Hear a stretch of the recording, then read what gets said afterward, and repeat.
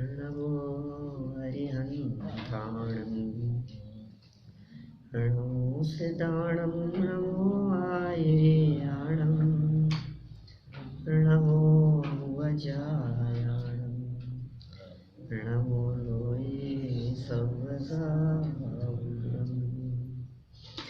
मोक्षमार्गस्य नेतारं वेतारं कर्मभूभृतां ज्ञातारं विश्वतत्त्वानां वन्दे तद्गुणगणये वन्दे तद्गुणगणये वन्दे तद्गुणगणये।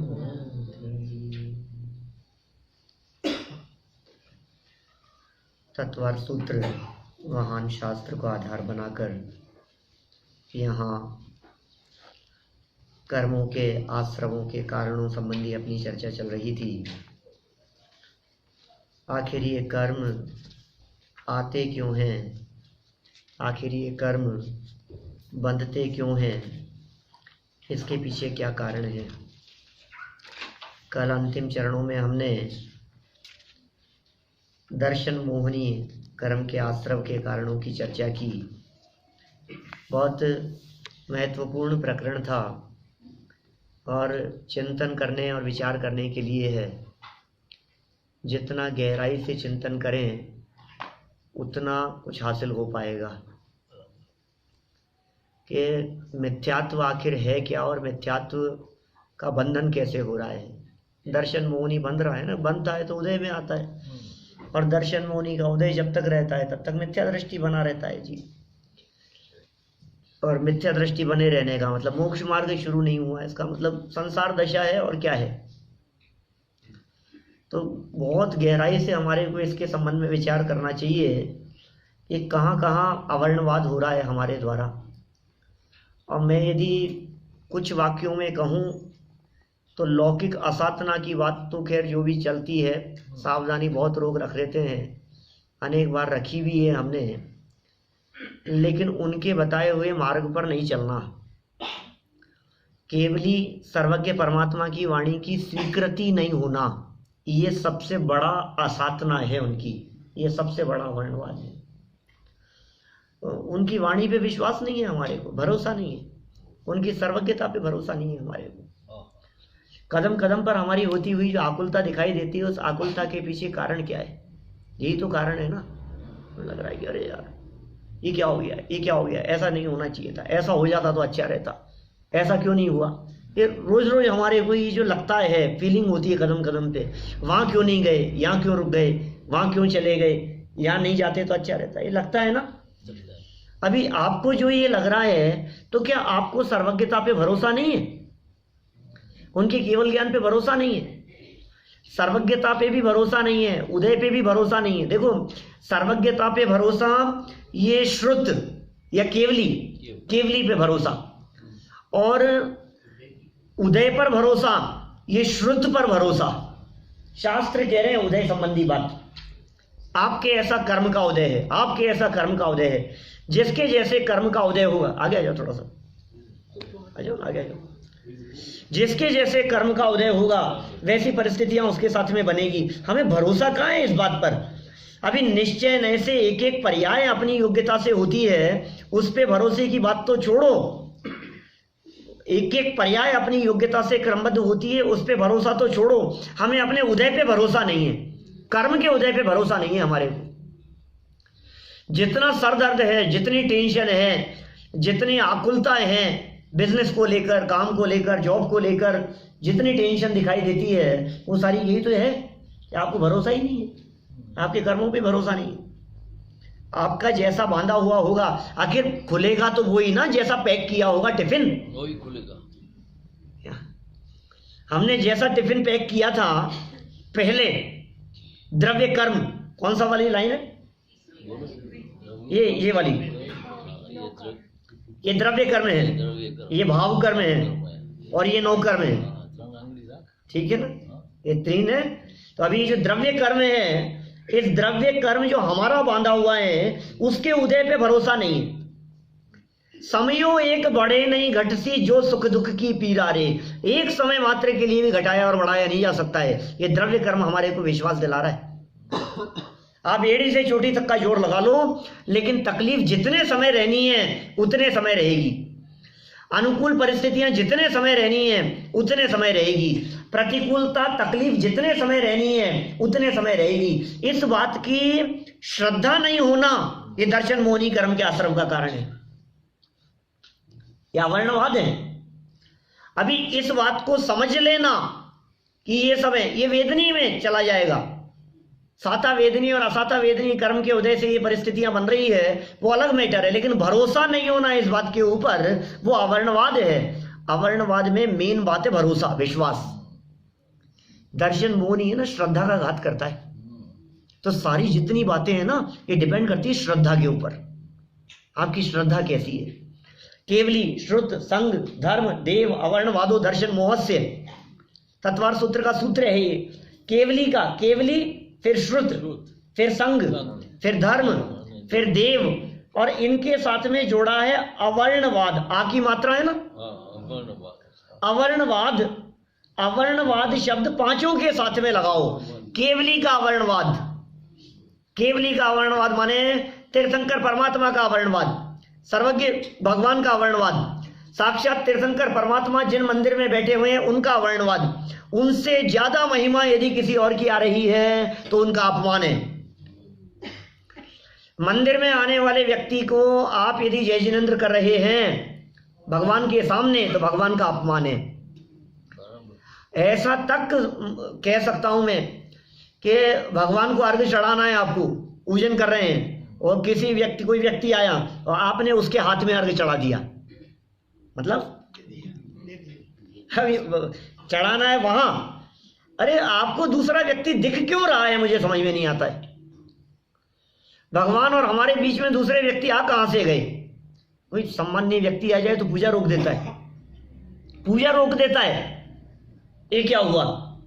इसको समझ में ही नहीं आ रहा है कि मैं किसके सामने बैठा हूं। सच में भगवान को भगवान समझते नहीं है, वो प्रतिमा समझते हैं। पत्थर है वो तो क्या है, भगवान है तो भगवान, वो देख थोड़ी ना रहे हैं।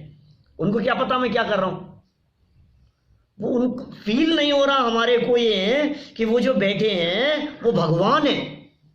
ऐसा यदि फील होगा तो आप बचेंगे उस अवर्णवाद से। उनके ऊपर भरोसा, किस बात का भरोसा? हमें बहुत भरोसा है भगवान के ऊपर। ये क्या भरोसा है? हमारी तबीयत खराब होती है तो डॉक्टर भी कहता है भगवान पे भरोसा रखो। आप लोग क्या नहीं कहते क्या ऐसा? भरोसा रखो भगवान पे। तो आपको भरोसा है कि नहीं भगवान पे? बगड़ा जी, भगवान पे भरोसा है ना? क्या भरोसा है? ये ठीक कर देंगे? हमें तो पूरा भरोसा है भगवान पर, ठीक कर देंगे ऐसा नहीं। भगवान तो हाथ पे हाथ धर करके बैठे हैं धर्मेंद्र जी। क्या वो आशीर्वाद भी नहीं देते हैं? वो तो जब वो आशीर्वाद भी नहीं देते तो कैसे ठीक करेंगे? वो तो भक्तों का भला भी नहीं करते, भक्तों का बुरा भी नहीं करते, दुष्टों का संहार नहीं करते, भक्तों का भला नहीं करते। तो फिर भगवान पे क्या भरोसा है आपको? कि हमें बिल्कुल 100% ये भरोसा है कि जैसा उनके ज्ञान में झलक रहा है वैसा ही होगा। मंझधार में है नैया, प्रभु पार लगा देना। भरोसा है कि नहीं तुम्हारे को? मैंने तेरे ही भरोसे पारसनाथ, भंवर में नैया छोड़ दई। ऐसे बहुत भजन भक्तियां चलती है हमारे हिंदी प्रांत में। क्या? हे पार्श्वनाथ भगवान, मैंने तेरे ही भरोसे सारा काम कर दिया, नाव छोड़ दी मैंने भंवर में। अब क्या होगा? डूबेगी। क्या? निश्चित डूबेगी, क्योंकि हमारे यहाँ भगवान उतर करके आने वाले नहीं है। श्रद्धा रखो उनकी सर्वज्ञता पर, श्रद्धा रखो उनकी वीतरागता पर। हमें भरोसा है कि तुम कितनी भी पूजा कर लो भगवान बचाने नहीं आएंगे। इसका नाम है श्रद्धा, इसका नाम है वीतरागता पर श्रद्धा। हमें उनकी वीतरागता पर श्रद्धा है या नहीं है? हमें उनकी सर्वज्ञता पर श्रद्धा है या नहीं है? ये सब यदि नहीं है श्रद्धा तो दर्शन मोहनी कर्म बांध रहा है, माँ पाप कर रहा है। इसको पता नहीं है पाप का बाप हो रहा है। यहाँ हिंसा को पाप समझ रहा है। एक चींटी मर जाती है तो तिल मिला जाता है और ये महापाप हो रहा है, उसकी खबर नहीं। श्रद्धा संबंधी जो दोष हैं वो दर्शन मोहनी कर्म के आश्रव का कारण है ना। चींटी मर गई, मैंने बचा लिया, ये बचाना और मारना, मर गई ये तो दिख रहा है, लेकिन मैं मार सकता हूं और मैं बचा सकता हूं, ये अवर्णवाद नहीं दिख रहा है। ये महापाप है। जैन दर्शन परिणामों की तुलना में अभिप्राय को पकड़ता है, सारा जगत क्रिया को देखता है। हम कहते हैं क्रिया मत देखो, परिणाम देखो, और परिणाम से भी ऊपर उठ करके ये दर्शन मोहनी कर्म के आश्रव के कारण में अभिप्राय की बात कह दी गई है।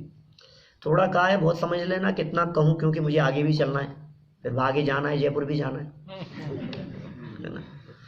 देखो आगे बढ़े अपन। अब दर्शन मोह समझ लो आप, क्या कहां कहां गड़बड़ी होने की संभावना है। शरीर आत्मा को एक मानता है, जिनवाणी कहती है शरीर और आत्मा अलग अलग है, तो एक मानता है तो जिनवाणी का अपमान करता है। शास्त्र ये कह रहे हैं कि अलग अलग है और तूने उस बात को स्वीकार नहीं किया, तो श्रुत का वर्णवाद हुआ कि नहीं। मुनिराजों के स्वरूप का श्रद्धा नहीं है तो ये मुनिराजों का अपमान है। आप यदि उनसे जाकर के कुछ मांगते हो तो ये उनका अपमान करते हो। भगवान से जाकर के मांगने वाले भिखारियों की तो चर्चा ही नहीं है यहां पर जैन दर्शन में। भगवान के सामने जाओ तो भक्त बन के जाना, भिखारी बन के नहीं। आपको पता है क्या, यहां तो नहीं लेकिन इंडिया में तो दो तरह के भिखारी हैं। क्या भिखारी दो तरह के होते हैं किशोर भाई, कौन कौन से? एक वो भिखारी जो मंदिर के बाहर बैठकर भीख मांगते हैं, गरीब होते हैं, फटे हाल होते हैं, खाने पीने को कुछ नहीं होता है। और दूसरे प्रकार के भिखारी वो होते हैं जो बिल्कुल अप टू डेट होते हैं। वो बाहर बैठ के नहीं मांगते, क्या वो अंदर आकर के मांगते हैं भगवान के पास। बाहर बैठने वाला भिखारी 2-5 क्या आपके KSH शिलिंग, केन्या शिलिंग, ये 2-5 रुपए में संतुष्ट हो जाते हैं। और अंदर जो मांगता है ना जाकर के, उसकी डिमांड वो इतने से संतुष्ट नहीं होता। उसको क्या क्या चाहिए, उसको गाड़ी, बंगला, फैक्ट्री, बिजनेस न मालूम, उसको तो केस सॉल्व करने हैं। वो तो वकील बना दिया भगवान को, अपना सर्वेंट बना दिया भगवान को, अपना क्लाइंट बना दिया, क्या क्या क्या कहें उसको समझ लो आप, अपना मैनेजर बना दिया। उनको तो कहते हैं आपको इतना पैसा दूंगा, ये काम करना है भगवान तुम्हारे को, इतना % तुम्हारा, लो पार्टनर बना दिया। कुछ पता नहीं है क्या हम क्या कर रहे हैं, भगवान को भगवान नहीं समझ रहे हैं भाई। श्रद्धा की बात कर रहे हैं, श्रद्धा के लेवल पर यदि गड़बड़ी है तो महा महा महापाप है। दुनिया समझने को तैयार नहीं है इस बात को। ये साहब आप इस तरह की बात करोगे तो मंदिर बंद पड़ जाएंगे, खाली हो जाएंगे, कौन आएगा फिर मंदिरों में, इस तरह की बातें क्यों करते हो आप। सच्चाई नहीं बताएं तो आपको, सच्ची बात नहीं बतलाना चाहिए। तुम यदि नहीं आओगे हमारे प्रवचन में कल से तो हमारे बाप का क्या जाने वाला है, तुम्हारा ही बिगड़ेगा, मत आना। मतलब मैं इस डर से आप लोगों को झांसे में रखूं कि आप ज्यादा से ज्यादा आओ, तो मेरे से तो ये नहीं हो सकता है। मैं तो सच्ची बात बताऊंगा, भैया आना हो तो आओ, नहीं आना तो मत आओ। बात तो सच्ची यही है हमारे माध्यम से, क्योंकि जो काम वो कर नहीं सकते वो काम करने के लिए कहना। प्रफुल्ल भाई आपसे कहूं प्लीज यार आपका आईपैड दे दो ना मेरे को, तो आप कहोगे यार पंडित मेरे पास आईपैड है नहीं। नहीं प्लीज दे दो ना यार, शर्मिंदा मत करो। क्या कहोगे आप, जिसके पास जो चीज नहीं है वो चीज उससे मांग करके उसका अपमान कर रहे हैं कि नहीं हम। तो भगवान के पास में जो चीज नहीं है वो उनसे मांग करके उनका अपमान कर रहे हैं हम। यही तो अवर्णवाद है। ये 70 कोड़ा कोड़ी सागर का बंधन है, इसका फल निगोद में जाना कहाँ है। एक श्वास में 18 बार जन्म मरण करेगा, अनंत काल निगोद में जाकर के बिताएगा। तिर्यंच गति की वो स्थिति की हम कल्पना नहीं कर सकते हैं, कैसे दुख है वहां। नरक के दुख तो समझ में आते हैं, तिर्यंचों के दुख समझ में नहीं आते। तिर्यंच गति में भी निगोद के दुख, कहते हैं सिद्धों के सुख का वर्णन नहीं किया जा सकता और निगोदिया जीवों के दुखों का वर्णन क्या करें। एक श्वास में 8-10 बार, और नहीं बताओ तो सही, कुछ क्या बताएं उसके बारे में। कोटि जीव ते जात न बने, करोड़ों जीवाओं से भी उनका वर्णन करने में समर्थ नहीं है। बचना चाहते हो तो दर्शन मोहनी से बचो। एक हो गया। अब इसका दूसरा पार्ट और है, चारित्र मोहनी। आगे बढ़ाओ रील को, देखो आगे, आज वहीं बैठ जाओ आप कुर्सी पर ही, है ना? किसी को प्रश्न हो तो वो भी, हाँ किसी को प्रश्न हो तो पूछो ना, मैं तो पहले दिन से कहता हूँ आपको, जिसको जो प्रश्न हो वो हाथ ऐसे खड़ा करो, कोई दिक्कत नहीं, कोई दिक्कत नहीं है। आपने भी बताया तिर्यंश निगोद, तिर्यंश और निगोद दोनों। तिर्यंश निगोद एक ही है। निगोदिया जीव तिर्यंश गति में आते हैं। गतियां 4 है, मनुष्य गति, तिर्यंश गति, नरक गति, देव गति, 4 गतियां हैं। संसार में जीव 4 गतियों में पाए जाते हैं, मनुष्य, तिर्यंश, देव और नारकी। ठीक है।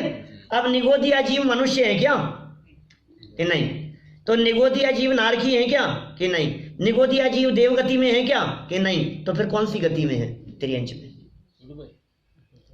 एक इंद्रिय जीव भी तिर्यंश, 2 इंद्रिय जीव भी तिर्यंश, 3 इंद्रिय जीव भी तिर्यंश, 4 इंद्रिय जीव भी तिर्यंश, जितने पशु पक्षी दिखाई देते हैं सब तिर्यंश।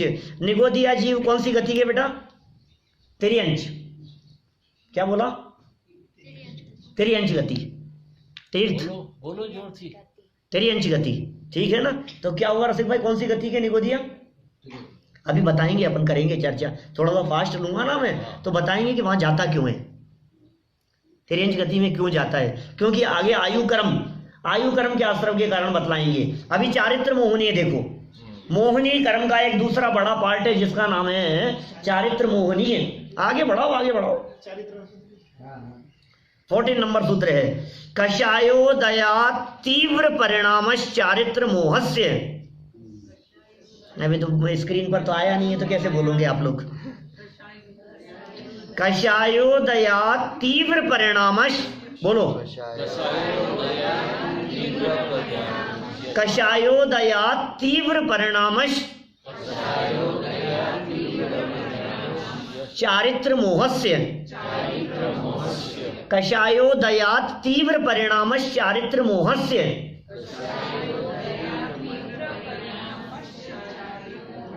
नहीं बोलने में आ रहा है, कठिन है। कषायो आ गया ना? हाँ, रेड कलर में। अब क्या नाम, छोटू भाई है? तो आप है ना रेड कलर ध्यान रखना, ये रेड कलर दिख रहा है नहीं, बस रेड कलर में आए वहां रोकना है अपने को, जब तक नहीं आए तब तक चलते रहना आगे। ठीक है, देखो कषायोदयात्, बोलो। अभी जो तीव्र दिख रहा है ना, इसमें डबल तय है बीच में, आधा तय और लग रहा है, दिख रहा है आपको? ऐसे आधी लाइन छोटी सी। कषायोदयात्, कषायोदयात् तीव्र परिणामश, तीव्र परिणामश, चैनी तीव्र परिणामश चारित्र मोहस्य। उसमें श अलग कर दिया और च अलग कर दिया। तीव्र परिणामश चारित्र मोहस्य।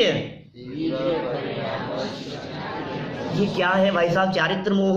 देखो चारित्र मोहनी कर्म जो होता है, इस चारित्र मोहनी कर्म के उदय से होती है कषाएं, गुस्सा, अभिमान, मायाचार, लोभ, हंसना, रति, शोक, भय, घबराहट, जुगुप्सा, स्त्री वेद, पुरुष वेद, नपुंसक वेद के परिणाम, ये सारे के सारे जितने भी परिणाम होते हैं, ये सब परिणाम चारित्र मोहनी कर्म के उदय से होते हैं। विचित्र तरह के परिणाम दिखाई देते हैं। जिसका जैसा चारित्र मोहनी कर्म का उदय होता है, उसके उस तरह के परिणाम होते हुए दिखाई देते हैं। माने एक घटना को देखकर 4 लोगों के अलग अलग तरह के विचार हुए, तो अलग अलग तरह के विचार क्यों हुए? घटना तो एक जैसी देखी है। समझ में आ रही है बात? जिसके जैसे चारित्र मोहनी कर्म का उदय था अंदर में, उसके बाहर में उस तरह के परिणाम होते हुए दिखाई देंगे। ऐसा निमित्त नैमित्तिक संबंध है। मोक्ष मार्ग प्रकाशक में एक वैश्य का एग्जाम्पल दिया। वैश्य की डेड बॉडी पड़ी है, उसकी डेड बॉडी को देखकर 4 लोगों को 4 तरह के परिणाम होते हैं, है ना? एक को देख करके परिणाम होता है जिसको भोग का परिणाम है, उसे लगता है जिंदा होती तो मैं भोगता। उसी डेड बॉडी को देखकर चोर को परिणाम होता है, यार ये लोग इकट्ठे हैं, ये नहीं होते तो मैं इसका जेवर चोरी करके ले जाता। एक सन्यासी व्यक्ति, उसे देख करके वैराग्य का भाव आता है कि देखो संसार की दशा है। कहाँ भोगों में इसने अपना अपना जीवन व्यतीत कर दिया, बिगाड़ दिया, और देखो ऐसे ही प्राण निकल गए। धन धन धन के पीछे दौड़ती रही, अब क्या कुछ भी साथ नहीं ले जाएगी। उसे देख करके वैराग्य का परिणाम आता है। वहीं बैठा हुआ कोई क्रूर पशु, कोई कुत्ता उधर सड़क पर, उसे लगता है कि ये हटे तो मैं नोच करके खाऊं मांस। सबके अलग अलग तरह के परिणाम। किसको कैसा परिणाम आएगा, क्या आधार है उसका, उसका बेस क्या है? बोले अंदर में जैसा कर्म का उदय होगा उस तरह का परिणाम आएगा। इसलिए देखो भाई, बहुत तरह की, इतने एग्जाम्पल दे सकते हैं, बहुत बहुत बातें हो सकती है उसके संदर्भ में। समझो कोई एक छोटा बालक, ऐसा तीर्थ जैसा छोटा बालक है, और ये उंगली पकड़ करके जा रहा था रास्ते में। उंगली छुड़ाते हैं बच्चे, छोड़ छोड़ करके भागते। ये तो बड़ा हो गया, उंगली पकड़ने जितना नहीं है, तो इससे छोटे की बात करो। तो फिसल गया, केले के छिलके पे पाँव रखा रास्ते में, एकदम आगे आगे दौड़ रहा था, पाँव रखा और फिसल करके गिर गया। अब वो फिसल करके गिरा तो उसके गिरने पर क्या हुआ, बोलो क्या होगा? वो बच्चा फिसल करके गिरा तो बच्चा तो रोया ही, क्या उसकी जो माँ थी उसको घबराहट हो गई, भय एकदम, क्या हो, और एकदम ऐसा भाव आता है ना। और उसके पिता जो थे उठा करके एक चांटा मार, नालायक देख के नहीं चलता है। वहीं दो चार लड़के बाइक पे बैठे हुए थे, वो हंसने लग गए देख करके।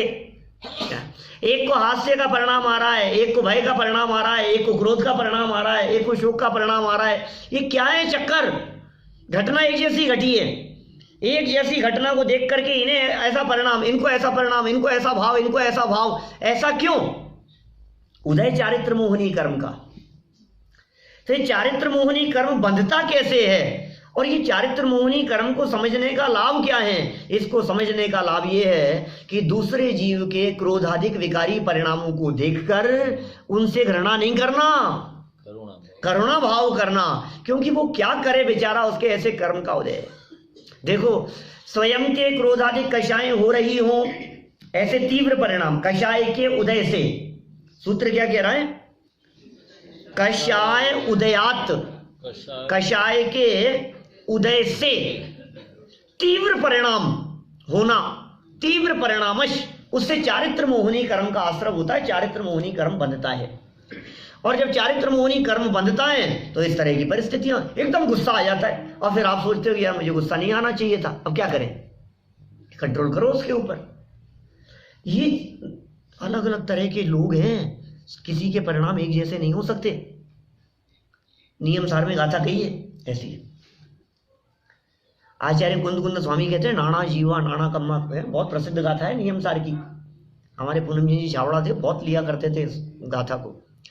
जितने जीव हैं, सब जीवों के परिणाम अलग अलग हैं, सबका उदय अलग अलग है, सबका बंधन अलग अलग प्रकार का है, सबकी परिस्थितियां अलग अलग प्रकार की होती है। क्या पूछना बेटा?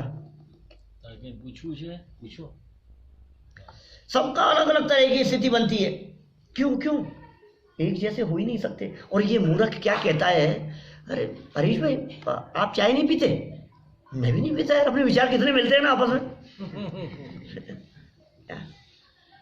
तुम्हें ये नहीं पसंद है, मेरे को भी नहीं पसंद यार, कितने अपन लोगों के विचार आपस में कितने मिलते हैं। अरे मूर्ख, दो लोगों के विचार मिल नहीं सकते आपस में। ये बात यदि समझ में आ जाए तो सारे झगड़े मिट जाए। एक बार यदि हमारे अंदर में ये बात समझ में आ जाए, दो व्यक्तियों के परिणाम एक जैसे हो ही नहीं सकते, क्योंकि चारित्र मोहनी कर्म सबका अलग अलग है, सबका उदय अलग अलग है, सबकी परिस्थितियां अलग अलग हैं, सब अलग अलग गतियों से आए हैं, सबको अलग अलग गतियों में जाना है। कौन कहां से आया है, किसको कहां जाना है, किसके कैसे परिणाम हैं, सबका उदय अपना अपना इंडिविजुअल अंदर में अलग अलग है। और आप कहते हो समान है, समान होता ही नहीं है, एक समान होता ही नहीं है, कुछ भी समानता का काम ही नहीं है यहाँ। ये चारित्र मोहनी कर्म कह रहा है, सावधान रहो, अपने बिगड़ते हुए परिणामों को संभालो एक चीज, और दूसरे के बिगड़ते हुए परिणामों को देख करके चारित्र मोहनी के उदय का विचार करो। यार ठीक है, जैसे भी परिणाम है, सामने वाले के बुरे से बुरे परिणाम देख करके उससे घृणा मत करो, क्या, और अपने अच्छे से अच्छे परिणाम देख करके अभिमान मत करो। दो वाक्य कह दिए मैंने।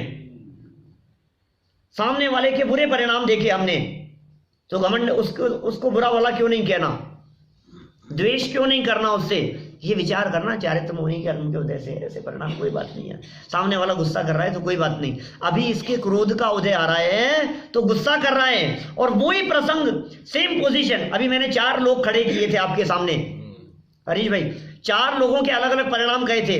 अब मैं कह रहा हूं वही व्यक्ति है और वही परिस्थिति है, 5 मिनट पहले परिणाम दूसरे थे और 5 मिनट बाद में दूसरे हो गए। लो ये क्या हुआ? वो छोटा सा बच्चा 2 साल का, वो आपके ऊपर लपकता है तो कभी तो आप बहुत खुश होते हो और कभी आप गुस्सा करते हो, ये क्या चक्कर है? ऐसा क्यों? अलग अलग समय की बात है, किस समय परिणाम कैसे हो जाएं, किस समय भाव कैसे हो जाएं। तो दूसरे के बुरे से बुरे परिणाम, कैसे कैसे परिणाम हो सकते हैं, और हमने अतीत काल में कैसे परिणाम नहीं किए भाई साहब, बोलो। किसी व्यक्ति को देख करके आपको लगता है यार कितना पापी है, कितना, अरे यार ये तो बहुत, ये तो मैं तो इससे तो बात करना पसंद नहीं है मेरे को। क्यों भैया, समता भाव क्यों नहीं रखते हो? इससे खोटे परिणाम भी तुम्हारे हो चुके हैं अतीत काल में। इसलिए चारित्र मोह के उदय का विचार करो कि ये चारित्र मोह के उदय से ऐसी परिस्थिति बनी है इसकी। गुस्सा आ रहा है, कोई बात नहीं, अभी गुस्सा आ रहा है, अभी राग भाव जागृत हो जाएगा, कभी शोक हो जाता है, कभी भय हो जाता है, समय समय की बात है। परिणामों की क्षणिकता भी दिखाई देती है और उदय का विचार किया जाता है, तो सावधान रहता है ये व्यक्ति। तो अपन इस चारित्र मोह के चक्कर में नहीं फंसे। मुझे गुस्सा बहुत आता है, पता नहीं क्यों, बहुत कंट्रोल करने की कोशिश करता हूं, फिर भी गुस्सा बहुत आता है। क्यों आता है गुस्सा इतना? मजाक कर रहा हूं, आता नहीं है इतना सीरियस हो गए आप लोग। मैं कोई डांटने वाला था क्या कोई? नहीं। तो ऐसे कैसे सीरियस हो गए आप लोग? तो मैं ये कह रहा हूं कि ये जो आपको कभी कभी ऐसा लगता है ना, तो ये आपके बांधा हुआ कर्म है चारित्र मोहनी, जिसके उदय में ऐसी परिस्थिति होती है। हास्य का उदय आएगा तो हंसेगा। आपको हंसी क्यों आई? कि आपके हास्य कर्म का उदय था, और एक को नींद आई तो उसके दर्शनावरणी कर्म के निद्रा कर्म का उदय था। ये परिस्थितियां इस प्रकार की बनती हैं। उदय जन्य परिस्थितियों को पहचान लो तो किसी से राग और किसी से द्वेष का काम नहीं हो। तो ये चारित्र मोहनी कर्म ने इतनी बात कही। यहाँ कोई घटना घटी, इसका परिणाम हुआ, हाँ, का सुख का, क्रोध का, हाँ, वो परिणाम होने अभी के समय फिर और अभी देखो, बड़ा गजब बात कहता हूं, ये जो परिणाम हुए हैं, ये परिणाम हो जाएं, सुनना, तब तो उदय निमित्त है, लेकिन उदय ने परिणाम कराए हों ऐसा नहीं है। क्या क्या कहा? वापस ध्यान देना। किसी व्यक्ति को गुस्सा आया, मार्मिक बिंदु कहता हूं दीप भाई, किसी व्यक्ति को गुस्सा आया तो इसका मतलब उसके क्रोध नामक कर्म प्रकृति का उदय चल रहा था। चारित्र मोहनी कर्म है एक, उसकी क्रोध नामक उदय है, बांधा था उसने, पहले का बांधा हुआ था। धर्मेंद्र जी ख्याल में है ना, कुछ है ख्याल में? नहीं, तो ये कर्म है, इस तरह के कर्म होते हैं। तो अपने जो भाव होते हैं उससे कर्म बंधता है। अभी पीछे भी नहीं थे ना, आप थे नहीं, तो अभी ये सब समझना पड़ेगा, ये कंसेप्ट क्या है, जैन दर्शन का एक कर्म सिद्धांत किस तरह का है। तो अभी पहले जैसा बांधा था वो उदय में आया है, इसको इंडिकेट कर रहा है वर्तमान परिणाम।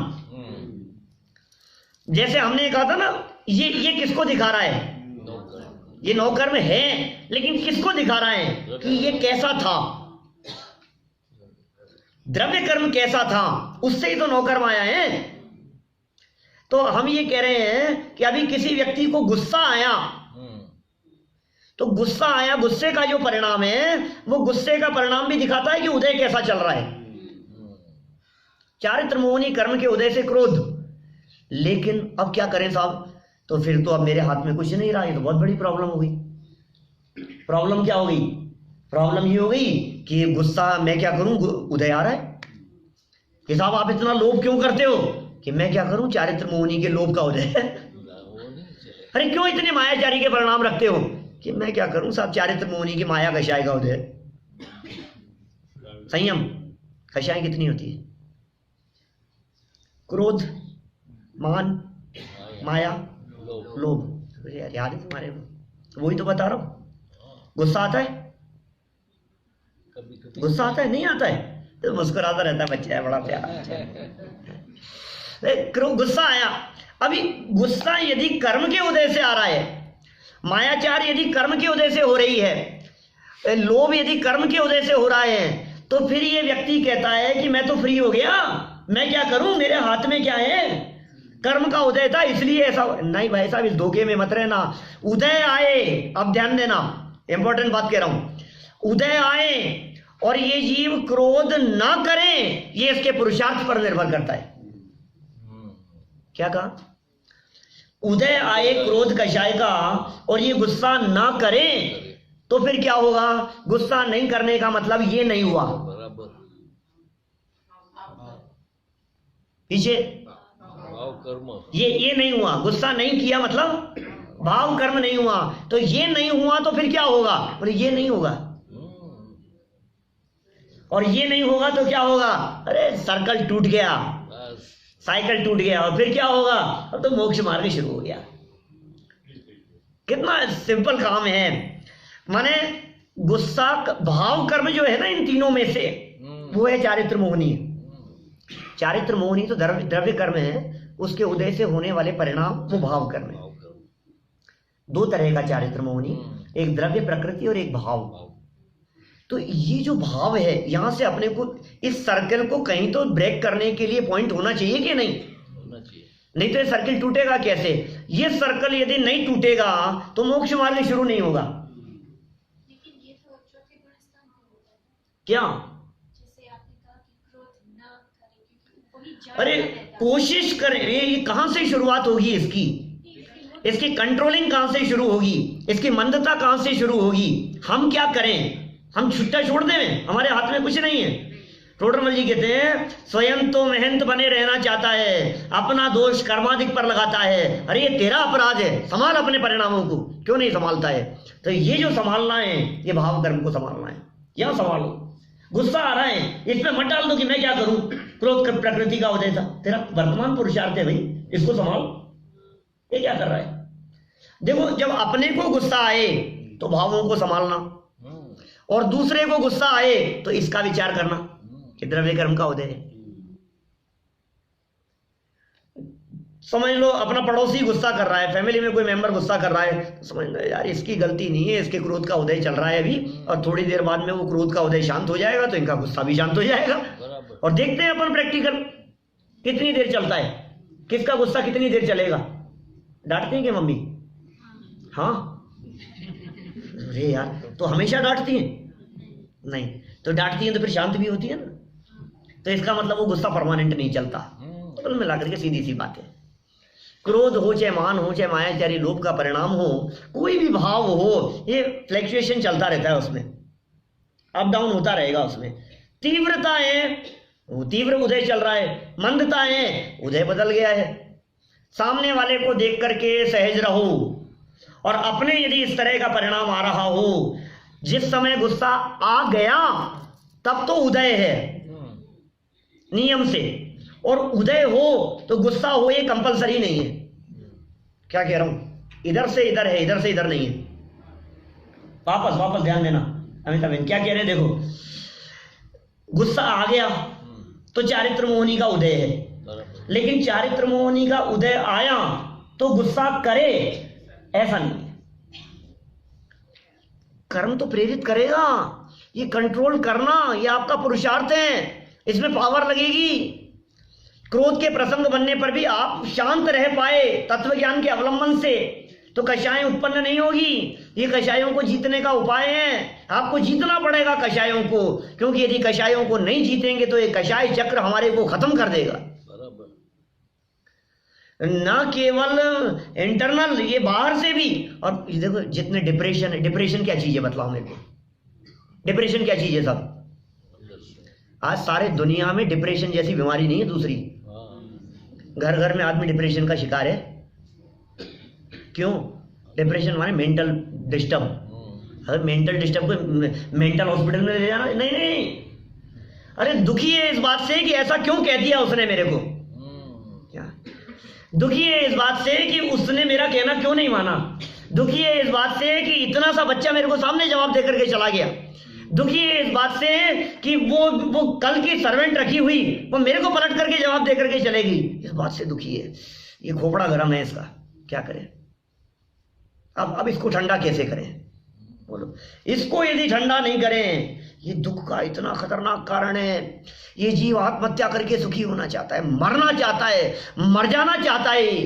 ये कषायों की वेदना सहन नहीं होती, ये पीड़ा सहन नहीं होती, ये बर्दाश्त नहीं होती। आपने देखा देवगति के जो दुख हैं, क्या दुख है देवगति में? हैं? ईर्ष्या। ईर्ष्या ईर्ष्या ईर्ष्या क्या होता है? ईर्ष्या में क्या सर दर्द होता है, पेट दर्द होता है, क्या घुटने दर्द करते हैं, उठा बैठा नहीं जाता? वो ईर्ष्या में क्या होता है बेटा? ईर्ष्या क्या चीज है? जेलसी तो आपने ट्रांसलेट कर दिया इंग्लिश में। ये क्या चीज है? ये है मानसिक दुख, शारीरिक नहीं है। मानसिक देव गति में कोई शरीर में तकलीफ नहीं है। वैक्रियक नाम का शरीर होता है उनका, देवगति के जीवों का, देवों का।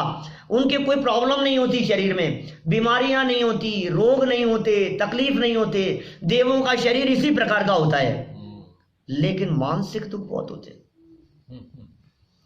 शारीरिक दुखों की तुलना में मानसिक दुख, जिसे हम टेंशन कहते हैं, जिसे हम डिप्रेशन कहते हैं, जिसे हम बहुत आकुलता, बेचैनी कहते हैं, ये सब मानसिक दुख हैं। ये ज्यादा तकलीफ देते हैं, ये बहुत ज्यादा तकलीफ देते हैं।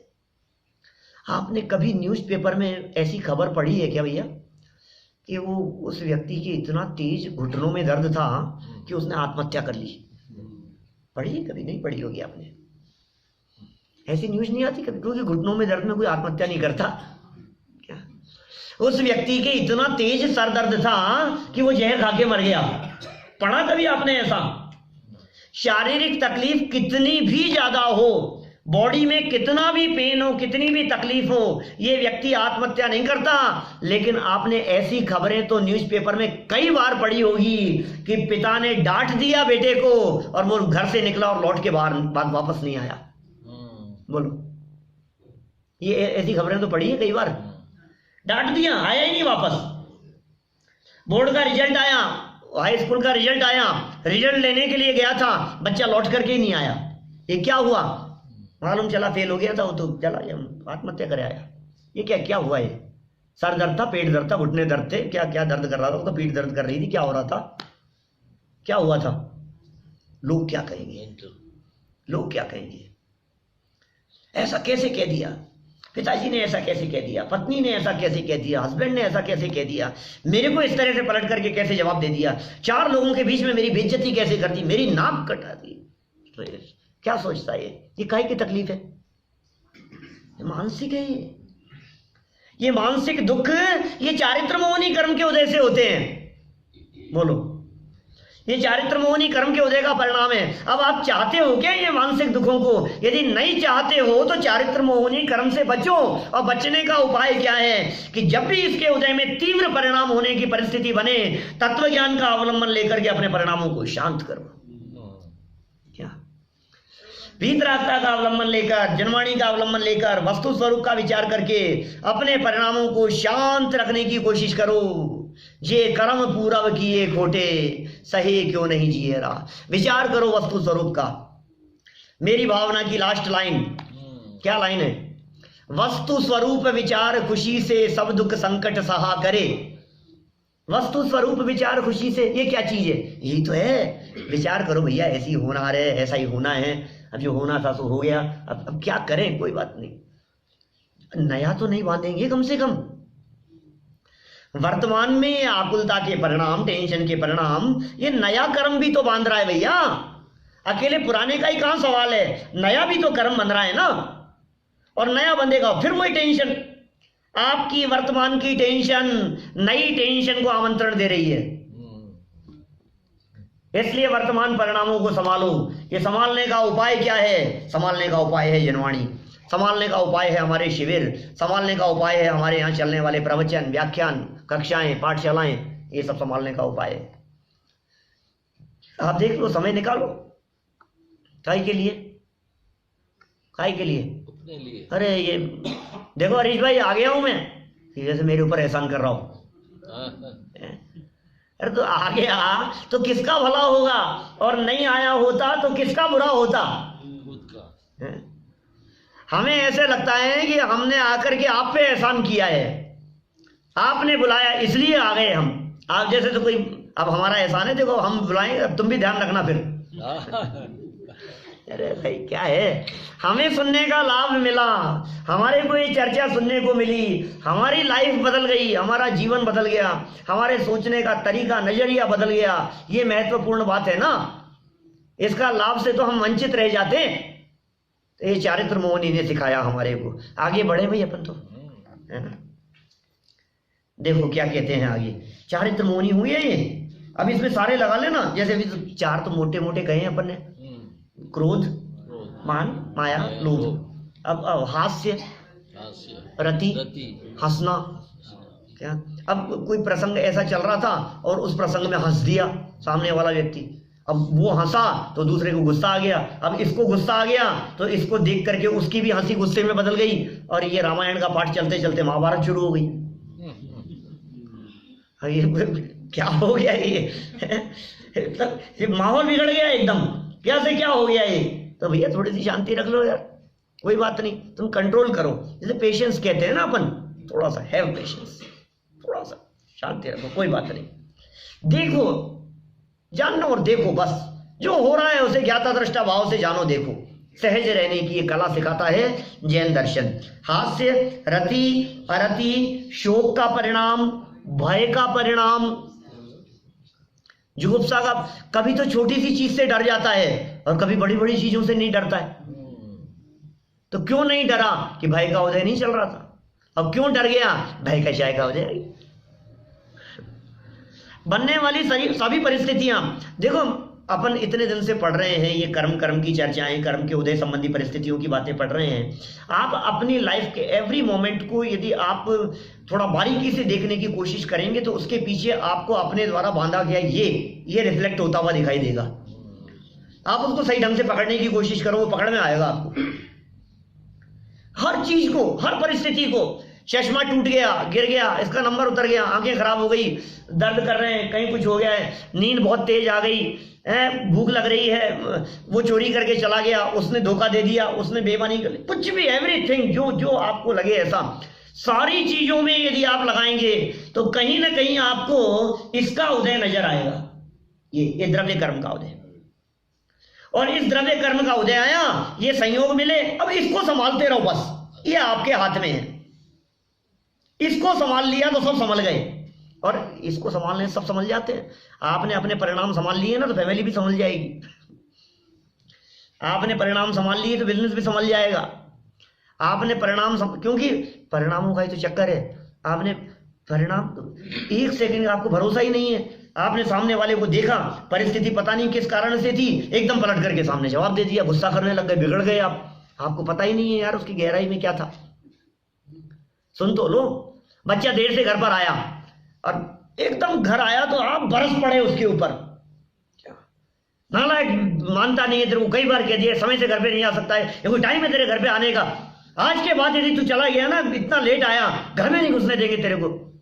और फिर बाद में आपने उसकी दास्तान सुनी तो आपकी आंखों से आंसू आ गए, यार ये क्या हुआ, मैंने गलत ही डांट दिया, मैंने सुना ही नहीं, सुन तो लेता पहले कि क्यों देर हो गई थी। आप उससे 2 मिनट प्यार से तो पूछ लो।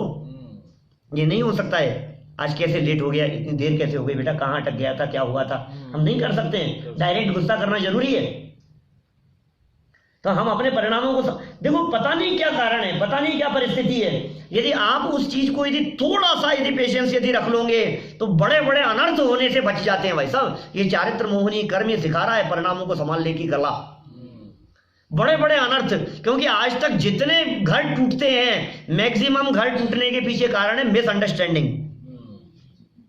और मिसअंडरस्टैंडिंग का मतलब ये है कि ये चारित्र मोहनी के उदय से होने वाले परिणामों को संभाला नहीं। तेजी, उग्रता, तत्काल रिएक्शन, तुरंत रिएक्ट कर देना। आप 2-4 मिनट यदि शांति से सोच लो, सारा सब विवाद ही नहीं रहे कुछ भी। मुझे वो एक क्रोध का प्रसंग याद आता है। एक महिला थी और वो घर में नेवला पालती थी। सुना? हाँ, अरे नोडियो तो सुना है, लेकिन स्टोरी सुनी क्या? नहीं सुनी हो तो सुनाओ, नहीं तो मेरे पास तो टाइम कम है भैया, मेरे पास और 50 बातें सुनाने को। सुनाओ दियो। वो नेवला पालती थी घर में, छोटा सा बच्चा था, 4-6 महीने का, पलने के अंदर झूलता था, उसके भरोसे रहती थी, बहुत पालतू था, घर में रहता था, उसके भरोसे बहुत सारे काम होते थे। तो वो एकदम वो चले गई, वो कुएं पर जा गई पानी भरने के लिए, नेवले के भरोसे छोड़ गई बच्चे को। सांप आ गया, फिर क्या हुआ? बच्चे को खा गया कि नेवले को खा गया? सांप आ गया तो बच्चे को खाने वाला था, और नेवले ने उसे रोका और आपस में झगड़ा हुआ, सांप के टुकड़े टुकड़े कर दिए नेवले ने, बचा लिया बच्चे को। ठीक है ना, पूरा लहूलुहान हो गया, लेकिन वो खुद नेवला, और वो सूचना देने के लिए दरवाजे से बाहर दौड़ता हुआ जा रहा था। जिस रास्ते पर वो गई थी ना मटका लेकर के पानी भरने के लिए, और वो उधर से आ रही थी और ये इधर से जा रहा था। उसने क्या देखा? इसके भरोसे छोड़ करके आई थी नेवला, ये खून से लथपथ, और बच्चा, ओहो, ओ मटका पटक दिया उसके माथे पे और दौड़ती हुई गई घर पे। फिर क्या हुआ? वो बच्चा तो पलने में झूल रहा था, मस्ती से मुस्कुरा रहा था, खिलखिला रहा था। और अब क्या होगा बतलाओ? अब पछताए क्या होत है? अब पछताने से क्या होगा? किसी भी काम के संबंध में जो आपने डिसीजन लिया है, यदि वो थोड़ा सा धैर्य समझकर विचार कर यदि लो, तुरंत क्रोध नहीं हो, तो अभिमान नहीं हो, छोटी छोटी सी चीजों पर मायाचारी नहीं हो, छल कपट नहीं हो, कोई भी जितने विकार जितने कहे हैं, ये सारे विकारों पर यदि थोड़ा कंट्रोल रख लो तो सारे काम सब व्यवस्थित हो जाएं। चलो आगे चलो भाई, मैं कितनी बार तो कह चुका आगे चलने की, चल नहीं रहा हूँ। 15 नंबर आगे रेड कलर पे आ जाओ। इसके बाद आगे क्या कह रहे हैं? कितने कर्म हो गए अभी तक? कितने कर्म निपट गए? कितने निपट गए? अरे क्या सूत्र नंबर बता रहे हो आप? मैं कह रहा हूँ कर्म कितने निपटे हैं? ज्ञानावरणी, दर्शनावरणी, मोहनी, अरे भगवान बन गए, ये निपट गए। तो ज्ञानावरणी, दर्शनावरणी, वेदनीय और मोहनीय, 4 निपट गए। 4 कर्म चले गए हैं, आधे चले गए, 50% काम हो गया अपना। तो टाइम तो 75% निकल गया। क्या छोड़ दूं क्या फिर आगे के लिए? कुछ नहीं, अभी पूरा करके जाना है, दोबारा नहीं बुलाना है मेरे को?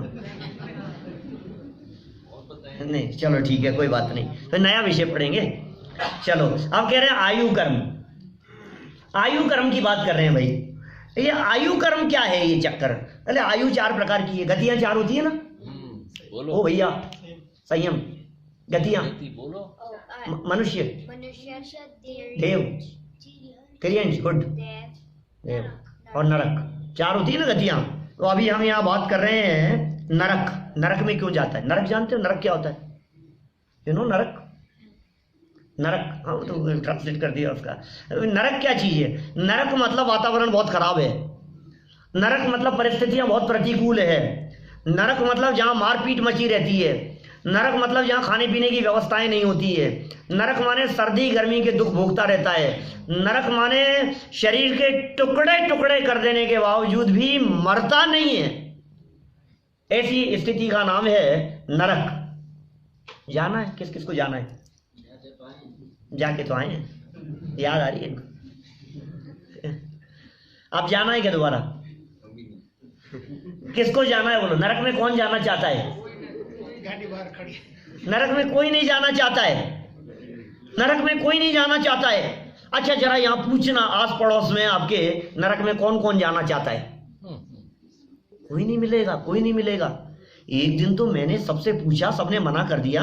मैं टेंशन में आ गया, यार नरक तो खाली पड़े होंगे, क्योंकि नरक तो कोई नहीं जाना चाहता है। नरक खाली पड़े हैं क्या? कोई जाना नहीं चाहता है नरक की। भैया जाना तो नहीं चाहते, लेकिन नहीं चाहने से क्या होगा? काम तो ऐसे करते हैं जिससे नरक जाना पड़े। नरक नहीं चाहने से काम नहीं चलेगा, वो काम बंद करने पड़ेंगे जिस कार्य को करने से ये जीव नरक जाता है। तो नरक आयु कर्म का आश्रम, या आयु कर्म की चर्चा चल रही है। 5वां कर्म है आयु कर्म। ये आयु कर्म की चर्चा चल रही है। नरक आयु कर्म का आश्रम कैसे होता है? ये जीव ऐसा क्या करता है जिसकी वजह से इस जीव को नरक जाना पड़े, नहीं चाहते हुए भी? संयम, क्यों जाता है नरक? जाना है नरक? कहाँ जाना है? मोक्ष, अरे यार मैं तो सोच रहा था स्वर्ग बोलेगा, तो मोक्ष की बात कर रहा है। बराबर। भैया मोक्ष की तो नहीं है मेरे पास में व्यवस्था यहाँ है। स्वर्ग जरूर भेज सकता हूँ, सब लोगों को गारंटी ले सकता हूँ मैं। क्या आप रेगुलर रहो, आपकी गारंटी मैं लेता हूँ आपको स्वर्ग में भेजने की। और कोई कहीं भी जाए मर करके, मरने के बाद तो स्वर्गीय लिखी देते हैं उसके आगे, स्वर्गवासी। वही है। क्या कोई कितने पाप किए वो जीवन भर, भले ही मर करके नरक में जाए हैं? और जिंदगी भर गालियां देते रहे हम उनको, और हम जानते थे कि ये तो हरगिज स्वर्ग में नहीं जा सकता, ये तो मर के नरक में गया होगा, इतना पापी था। उसके बावजूद भी हम क्या कहते हैं, स्वर्गीय श्री, स्वर्गवासी। जब हो गया ये यहाँ नरक जाने के कारण बतला रहे हैं। सूत्र पढ़ो, बहुआरंभ परिग्रहत्वम, बहुआरंभ परिग्रहत्वम नारकस्य आयुषः, बहुआरंभ परिग्रहत्वम नारकस्य आयुषः। नारक नरक न रत है कि नारक है, जहां पसंद नहीं आता, जहां जीव रहना पसंद नहीं करता, जहां जीव जा नहीं सकता।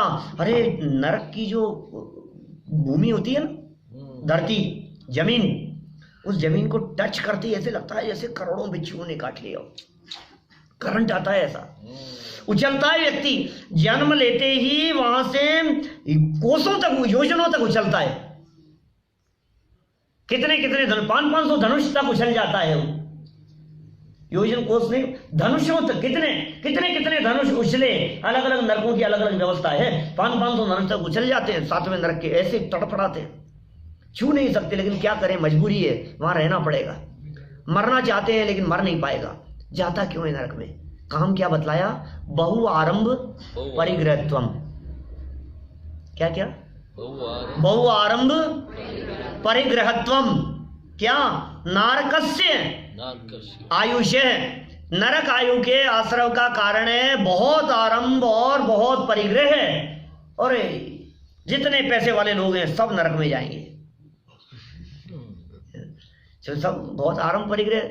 कि नहीं भाई, आरंभ और परिग्रह का मतलब क्या है? पैसा ज्यादा होना नहीं, उसके प्रति महत्व बुद्धि, उसके प्रति एकत्व बुद्धि, उसका नाम परिग्रह है। ज्यादा पैसा होना नरक का कारण नहीं है, लेकिन ज्यादा इकट्ठा करने का जो भाव है, ज्यादा जो आसक्ति का भाव है, मैं रखूं और होना चाहिए और होना चाहिए, और ये जो परिणाम है, ये भाव नरक ले जाने वाला है। फल तो भावों का लगता है भाई, क्रिया कुछ भी हो। अरे साता वेदनी कर्म का तीव्र उदय होगा तो घर में संपत्ति होगी, मैं क्या करूं? मेरे हाथ में थोड़ी नहीं है, मैं तो नहीं चाहता, और संपत्ति बहुत है, बिजनेस भी बढ़ रहा है, मैं कम करना चाहता हूं और होता है। अरे ऐसे ऐसे लोग देखे हैं जो संपत्ति से परेशान होकर, धन से परेशान होकर, सेठ जी इतना परेशान हो गए धन से कि उन्होंने नौकरों को कहा जमीन खोद करके गाड़ दो, नहीं चाहिए हमारे को, तो जमीन खोदते फिर धन निकल गया। अब क्या करें? माने क्या करें? आपके यदि उदय उस तरह का है कर्म का, साता वेदनी नाम के कर्म का उस तरह का योग है, तो संपत्ति दिन दुगनी रात चौगनी बढ़ती रहेगी।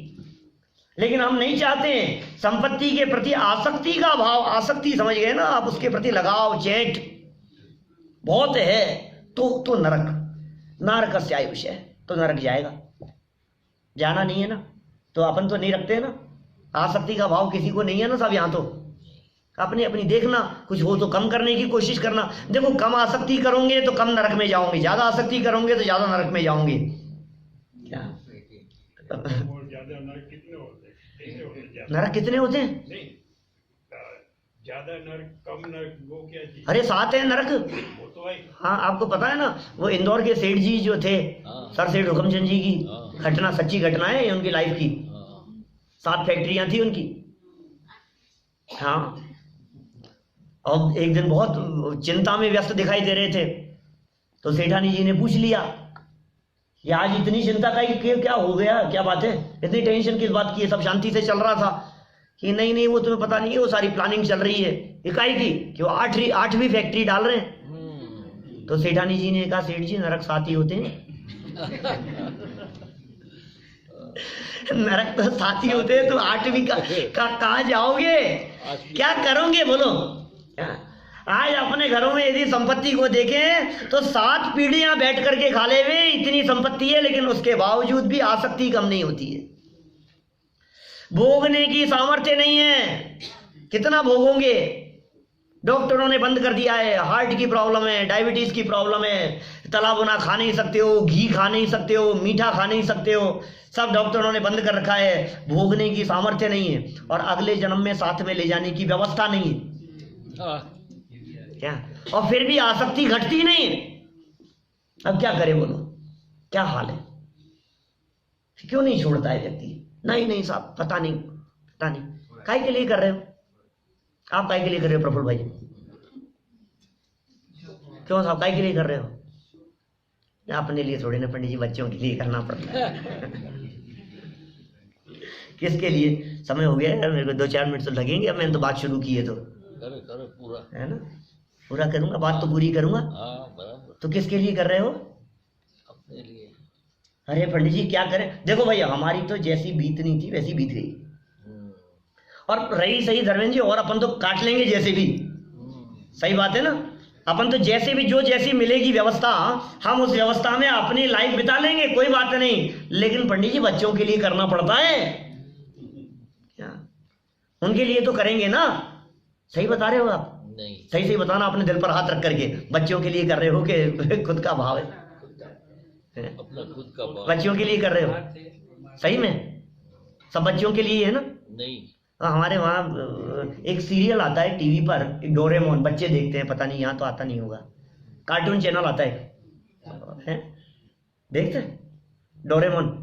तो वो जो है ना, वो उसमें ऐसे दिखाते हैं, 1-2 बार देखा, हमारे बच्चे देखते थे बहुत, तो उसमें ऐसा दिखाते हैं, कभी वो 200-400 साल पहले ले जाते हैं, कभी बाद में ले जाते हैं, कभी टाइम मशीन में बैठ जाता है, कभी इधर से उधर चला जाता है, बड़ा विचित्रता है भाई साहब।